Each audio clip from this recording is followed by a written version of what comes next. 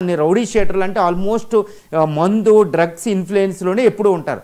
అలాంటి వ్యక్తి దగ్గరికి ముగ్గురు పిల్లలున్న ఒక కానిస్టేబుల్ని బండి ఇచ్చి పంపడం ఏంటి? పోలీసుల దగ్గర వ్యాన్లు లేవా, జీపులు లేవా, ఇంకొక కానిస్టేబుల్ లేరా? This is the biggest fault on the part of the police department అండి.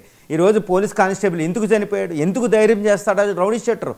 ఒక్క వ్యక్తి, అది కూడా బండి మీద వెనకాల కూర్చోబెట్టుకుంటే ఛాతి మీద వెనకాల దాని మీద పొడిచాడు. ఆయన స్టాబింగ్ చేసి అతను చంపేశాడు. ఇది పోలీస్ డిపార్ట్మెంట్ చేసిన పెద్ద తప్పిదమండి. కాబట్టి ఈ పోలీసు కానిస్టేబుల్ని రియాజ్ వద్దకి అరెస్ట్ చేసి తీసుకురమ్మని పంపిన ఎవరైతే పంపారో అంటే CP city police commissioner Sai Chaitanya గారు దానికి బాధ్యత వహించాలి. ఇది నిజంగా చెప్పాలంటే అవునా కాదో చూడండి. నేను చెప్పింది ఏదైనా తప్ప అంటే ఇప్పుడు పోలీసులు ప్రాణాలు కాదా?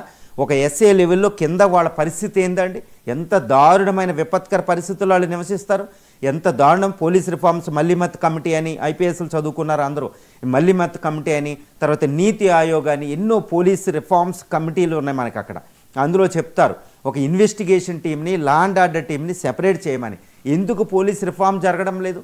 ఇప్పుడు నేను అన్నీ తప్పుపట్టలే. ఒక ఎస్పీలో ఒక సిపి అని, ఒక ఎస్ఐ పైన డిఎస్పీలు వీళ్ళందరూ ఏంటంటే ఉన్న కానిస్టేబుల్ మీద భారం, వాళ్ళు కూడా టెన్షను భారంతో బతుకుతారు. దాన్ని మనం కాదనడం. కానీ ఈ కేసుకి సంబంధించి రియాజ్ అనే వ్యక్తి దగ్గరికి ప్రమోద్